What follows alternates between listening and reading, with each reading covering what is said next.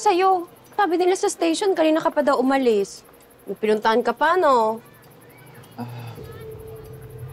Lok, ayaw magsabi pa sa akin. Akala ko ba may open na tayo sa isa't isa?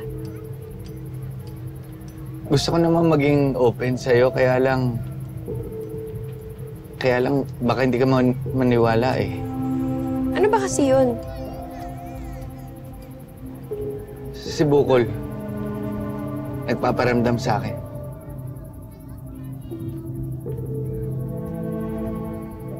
Lang yung sinabi ko sa mga bata ni Tonyo na hinahabol ako ng mga hold-upper.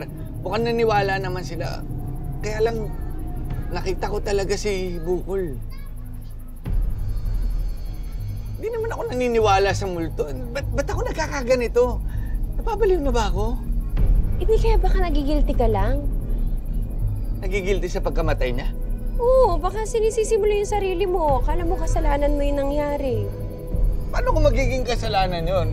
Siya yung tumakas, kaya ako siya nabaril, o kaya siya nahulog. Baka yun yung sinasabi mo sa utak mo, pero syempre, nakukonsensya ka. Papaliw na ata talaga. Ano ba dapat ko gawin?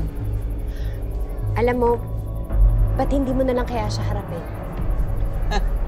Tinakbuhan ko na nga yung multo, tapos gusto mo ako ngayon lalapit sa kanya? Sira, hindi. Di ba ngayon yung burol niya? Pumunta ka kaya doon, tapos humingi ka ng tawad. Baka sakaling hindi ka na makonsensya.